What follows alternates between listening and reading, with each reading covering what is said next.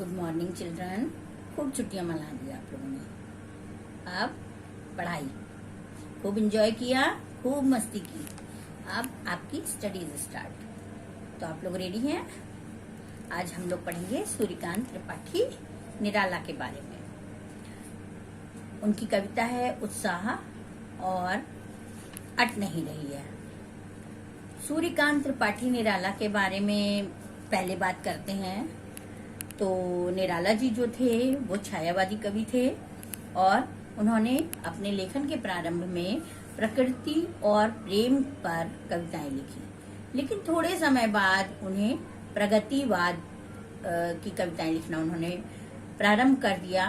प्रगतिवाद means कि जब समय पूंजीपति वर्ग आया हमारे समाज में, तब क्या हुआ कि शोषक जो जमींदार वर्ग था, पूंजीपति लोग थे, वो लोग निम्न वर्ग को सताने लगे, परेशान करने लगे, उनका शोषण करने लगे।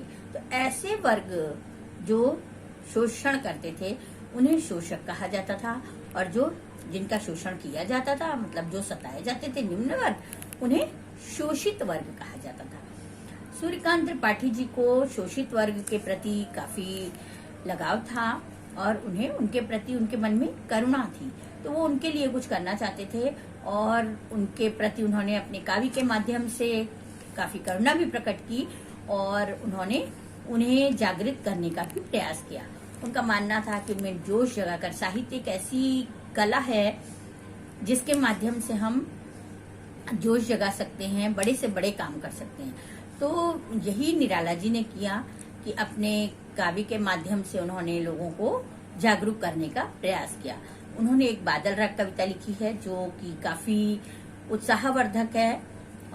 उसमें उन्होंने बादलों को आह्वान करते हुए क्रांति को जगाने का प्रयास किया है, और इसी तरह उत्साह कविता में भी उन्होंने यही प्रयास किया है। तो उत्साह कविता जो है ये एक छायावादी ये कविता है, क्योंकि कवि छायावादी थे तो जाहिर सी बात है कि कविता कुछ छायावादी होगी। और इस उत्साह कविता में, कविता के माध्यम से उन्होंने उत्साह जगाने का प्रयास किया है। उन्होंने कहा है कि बादल गरजो घेर घेर घोर गगन, धराधर ओ ललित ललित काले घुंघराले, बाल कल्पना कैसे पाले, विद्युत छवि उर में कवि नवजीवन वाले, वज्र छिपा नूतन कविता फिर भर दो बादल गरजो। क्या कह रहे हैं कि बादल गरजो, वो कवि जो है कह रहे हैं कि हे बादलों गरजो, तुम्हारी गर्जने की आवाज सुनकर लोगों में जोश आएगा। तुम कड़कड़ाओ, गरजो, अपनी आवाज से लोगों में जोश पैदा कर दो, खूब जोर जोर से गरजो। गगन धाराधार हो, धाराधार मतलब बादलों से कह रहा है कि हे धाराधार, हे बादल, तुम जोर जोर से गरजो और लोगों में जोश पैदा कर लो। ललित ललित मतलब सुंदर सुंदर, मन को मोहने वाले। ललित ललित, जब बादल आते हैं तो लोग प्रसन्न हो जाते हैं। बादल घिरते हैं, जब वर्षा होने वाली होती है तो मन लोगों के प्रसन्न होने लगते हैं, इसलिए उन्होंने बादलों को ललित ललित कहा है, मतलब सुंदर सुंदर, मनमोहक, काले घुंघराले। और कैसे होते हैं बादल? गोल गोल घूमते हुए से काले काले।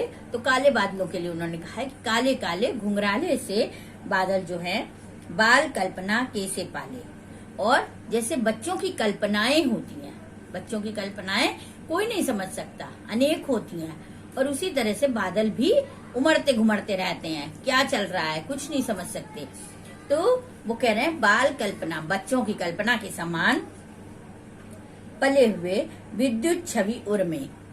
आपके हृदय में क्या है? बादलों के हृदय में क्या है? विद्युत छिपी हुई है, बिजली छिपी हुई है।